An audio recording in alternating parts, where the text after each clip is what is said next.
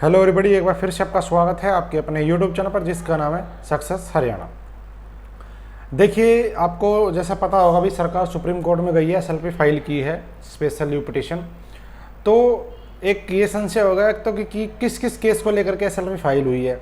दूसरा, जो 20 ग्रुप है उनका मतलब क्या रणनीति है उनकी, जो 20 ग्रुप जिनके एग्ज़ाम हो चुके, ज्वाइनिंग हो चुकी, वो जो है उनके ऊपर क्या रणनीति है। तो मैं आपको इसी वीडियो में ये चीज़ क्लियर करूंगा कि अभी उसके ऊपर क्या रणनीति चल रही है, प्लस कौन कौन से केसेस हैं जो सरकार एसएलपी में गई है। ठीक है, मैं आपको बताता हूँ। पहला जो केस है, देखो अब क्या है, अब चेंज हो गया। पहले क्या होता था, पहले पिटिशनर होता था बच्चा जब हाई कोर्ट में थी, और रिस्पोंडेंट होती थी हरियाणा एसएससी। अब हो गया उल्टा, अब हरियाणा एसएससी ने अपील की तो हरियाणा एसएससी हो गई आपकी पिटिशनर, और रिस्पोंडेंट हो गया जो इधर पिटिशनर था हाईकोर्ट में, वो बच्चा। तो इसलिए पहला केस तो एचएसएससी वर्सेस अनिरुद्ध, ठीक है, इसके खिलाफ एक एसएलपी नंबर है 13298 से 13307। ठीक है, एक तो एसएलपी नंबर ये हो गया। दूसरा केस है आपका कि Haryana staff selection commission versus Deepak, SLP number 1328। ठीक है, एक ये हो गया, इसके साथ कनेक्टेड है ये भी। और एक है अगला Haryana staff selection commission versus Kirti Malik. ठीक है, एसएलपी नंबर 13275 13277।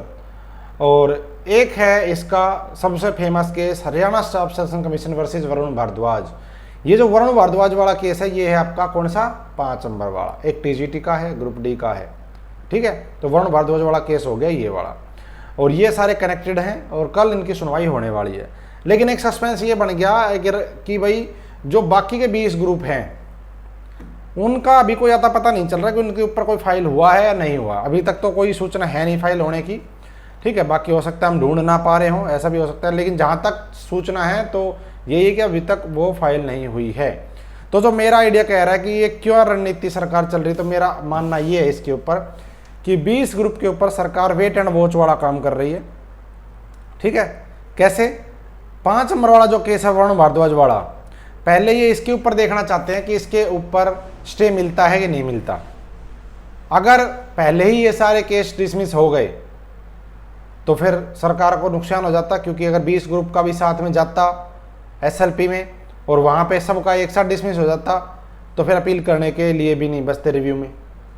ठीक है, इसलिए ये वेट कर रहे हैं कि 5 नंबर वाले केस का क्या डिसीजन होता है सुप्रीम कोर्ट से, एक्सेप्ट होता है, स्टे होता है, नहीं होता है। अगर स्टे होता है तो ये फिर 20 ग्रुप की फाइल करेंगे एसएलपी, और अगर वहाँ से डिसमिस हो जाता है तो ये फिर 20 ग्रुप का रिव्यू पिटीशन ही डालेंगे एलपीए को, क्योंकि जो 20 ग्रुप है वो एलपीए के अंदर है। ध्यान देना, एलपीए 1037 है, जो 20 ग्रुप उसके अंदर थे, जो राहुल वाला केस है। और इसमें अभी एलपीए 1037 वाला कहीं जिक्र दिखाई नहीं दिया है कि वहाँ पे कोई एसएलपी लगी, अभी तक तो दिखाई दिया नहीं है। तो जो मेरा आइडिया कह रहा है वो यही है, इनकी रणनीति यही है कि पहले 5 नंबर का क्या केस का ऊपर क्या डिसीजन होता है सुप्रीम कोर्ट से। अगर स्टे मिलता है 5 नंबर पे इनको, तो ये फिर जाएंगे 20 ग्रुप के लिए सुप्रीम कोर्ट में, और अगर वहाँ से डिसमिस होती है एसएलपी तो फिर ये इसीलिए जानबूझ के इसको डिले कर रखा है, क्योंकि अगर अपील कर दी आगे और वो भी साथ में डिसमिस हो गई तो फिर दिक्कत है। तो इसलिए ये वेट एंड वॉच वाला काम है। अगर स्टे मिलता है 5 नंबर पे तो ये आगे उसको भी डाल लेंगे साथ साथ एसएलपी, और अगर यहाँ पे डिसमिस हो गया तो फिर ये डाल लेंगे रिव्यू पिटीशन हाई कोर्ट में, जो बचा हुआ है जिसकी एसएलपी नहीं लगाई है।